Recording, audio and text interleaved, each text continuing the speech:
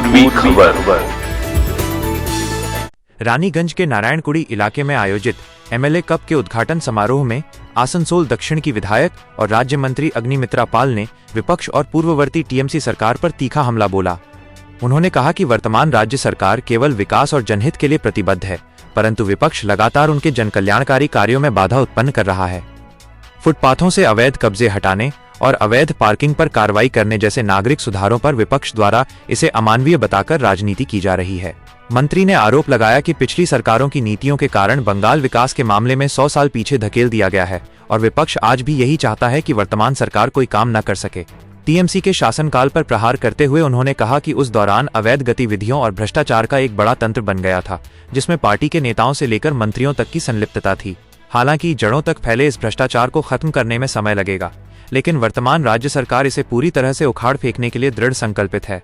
इसके साथ ही अपराधियों पर लगाम कसने के मुद्दे पर उन्होंने स्पष्ट किया कि ये सरकार अपराधियों से समझौता करने वाली पुरानी सरकारों जैसी नहीं है, बल्कि भाजपा सरकार अपराधियों के खिलाफ पूरी तरह से जीरो टॉलरेंस की नीति अपनाकर काम करेगी। आज हमारे কর্মসূচি হচ্ছে আমরা বহু বছর অপেক্ষার পর আজ 2026-এ আমরা ভারতীয় জনতা পার্টির বিপুল ভোটে জয় করেছি এবং সরকার গঠন করেছি।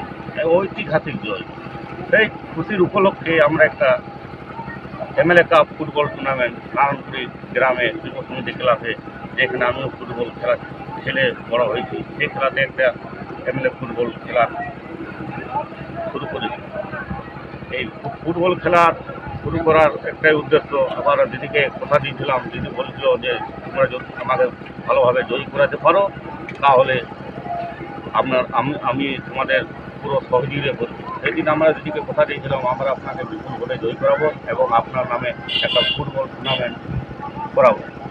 সেই আশা আমরা আজ পূর্ণ করতে পেরেছি এবং দিদি আমাদের কথা রেখেছে। দিদি আমাদের আসছে সচেতন করার জন্য এবং আমাদের নারায়ণপুরি গ্রামে কতগুলো দল অংশগ্রহণ করেছে। আজকে 8টি দল অংশগ্রহণ করেছে এবং ভালো খেলা করছে এবং ভালো সহযোগিতা। আচ্ছা, আমরা দেখে থাকি দাদা একটা বিষয় যদি নজর রাখি, আমরা এখনকার জেনারেশনে এই যে বাচ্চারা মোবাইলেই আসক্ত থাকে, তো এই যে বাচ্চারা মোবাইলে আসক্ত থাকে তাদেরকে মাঠে আসার জন্য আপনি কি বার্তা দিচ্ছেন? তাদেরকে মাঠে আসার জন্য বার্তা দিচ্ছি যে আমরা 15 বছর ধরে ফুটবল টুর্নামেন্ট খেলা উঠিয়ে গেছি টিএমসির আমলে।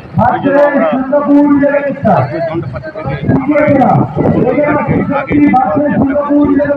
আমরা ফুটবল খেলা চালু করছি। এই মাঠে আমাদের দুটো খেলা হলো, আরও খেলা হবে এবং আমাদের ভারতীয় জনতা পার্টির খেলার দিকে পুরো মন দিয়েছে এবং খেলাকে এগিয়ে নিয়ে যাচ্ছে এবং যুব সমাজ যাতে শরীর সুস্থ থাকে সেই জন্য তাদের খেলা করছে এবং মোবাইল থেকে যারা দূরে থাকে সেই জন্য আমরা খেলার দিকে ধ্যান দিচ্ছি এবং যুব সমাজকে বলছি তোমরা খেলাধুলা করো, শরীর ভালো থাকবে এবং পড়াশোনা মন দিয়ে করো। এই আসুন। কি নাম আপনার? আমার পিন্টু বাউরি, মন্ডল সেক্রেটারি। কোন জায়গায়? এই নারায়ণপুরি গ্রাম যুব সমিতি ক্লাব।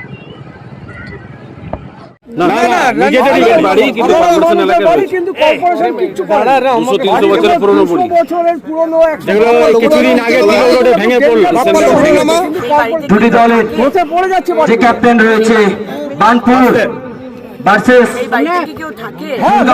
লোক থাকে দুটি দলের অধিনায়ক ইন্ডিভিজুয়াল লোকের বাড়ি, হ্যাঁ ইন্ডিভিজুয়াল লোকের বাড়ি কর্পোরেশন থেকে মেরামত করবে এই সিস্টেম আছে কিনা আমি বলতে পারবো না।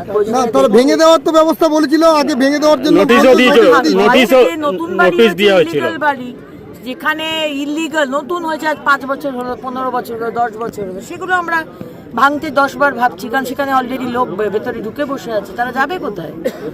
এই এত চিৎকার হচ্ছে মানবিক, এই সরকারের মানবিক মুখ মোথায়, মানবিক মুখ মোথায়। আগের সরকারে কি মানবিক মুখ ছিল সে তো আমরা দেখেইছি। সুতরাং যে বাড়িতে নতুন হোক পুরনো হোক লোক আছে তাকে হঠাৎ করে এরকম ভাঙার ডিসিশন নেওয়া খুব মুশকিল। সরকারের দায়িত্ব অনেক, আর যে কোনো ভেঙে যাচ্ছে 200 বছরের পুরনো বাড়ি সেটাকে সুন্দরভাবে বানানো, মেরামত করা, এটা আমি জানি না সরকারের পক্ষ থেকে বা কর্পোরেশনের পক্ষ থেকে কতটা পয়সা। আগে তাদের নোটিশও দেওয়া হয়েছিল, মিউনিসিপ্যালিটি থেকে নোটিশও দেওয়া হয়েছিল ভেঙে ফেলা, বারংবার উঠে যাওয়ার জন্য বলা হয়েছে যে এই জায়গাগুলো পুরো যে কোনো সময় বিপজ্জনক অবস্থায় আছে, যে কোনো সময় ভেঙে পড়তে পারে। 50 বছর ধরে তো বাংলার মানুষ তো এইভাবেই আছে, আজ যখন হকারকে বলা হচ্ছে ওই ফুটপাতে থেকো না, তুমি নিজের জায়গায় যাও। গতকালও পার্ক স্ট্রিটে আপনি দেখেছেন, আমি গেছি ওখানে, তাদের আগেও বলা হয়েছে আপনারা এখানে থাকবেন না, আপনারা হোমে যান, হোমে চলে যান। না তো উনি নিজে আমাকে বলেছেন তার ধাপাতে বাড়ি আছে, তাহলে বাড়িতে থাকুন।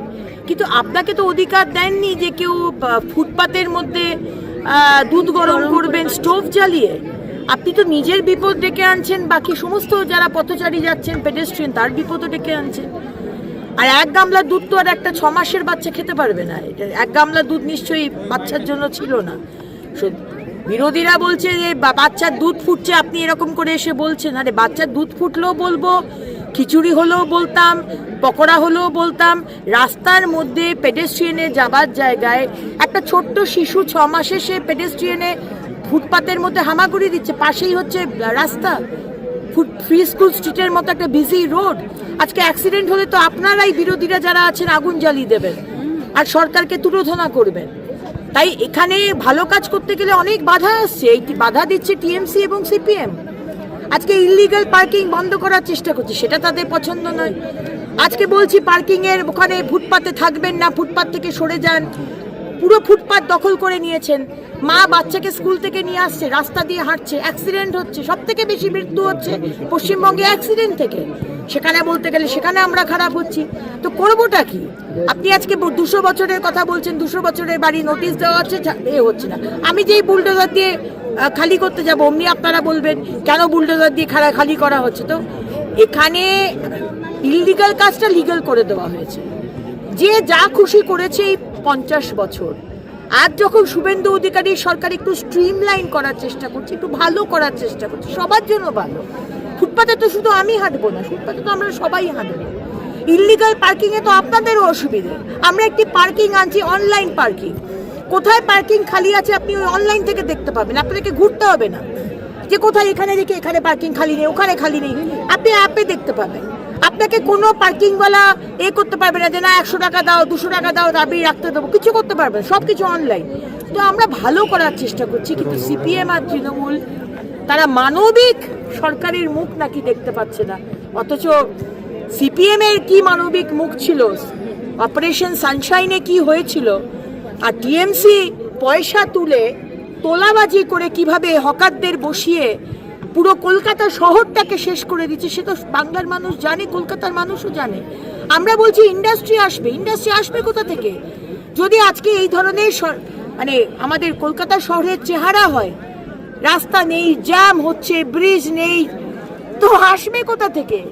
আসার জন্য তো একটা পয়লা দর্শনধারী ফের গুণ বিচারি, একটা তো শহরটাকে সুন্দর দেখাতে হবে, তারপরে তার ব্রিজ ঠিক করতে হবে, তারপরে তার রাস্তা সবকিছু। 10ই অক্টোবরের মধ্যে সমস্ত রাস্তা যেন ঠিক হয়, মাননীয় মুখ্যমন্ত্রী অর্ডার দিয়েছেন। আমরা আমাদের মতো চেষ্টা করে যাচ্ছি, কিন্তু বিরোধীরা আমাদের কোনো কাজই করতে দেবে না। তারা বাংলাকে যেভাবে 100 বছর পিছিয়ে দিয়েছে, তারা চায় যে শুভেন্দু অধিকারী সরকারও আবার 100 বছর পিছিয়ে দেওয়া হোক। কোনো কিছু করতে গেলে সঙ্গে সঙ্গে সেখানে বাধা দেওয়া। हमारे चैनल को लाइक शेयर सब्सक्राइब करना ना भूलें और बेल आइकन को दबाना ना भूलें और देखते रहें पूर्वी खबर। पूर्वी खबर, नजर सब पर।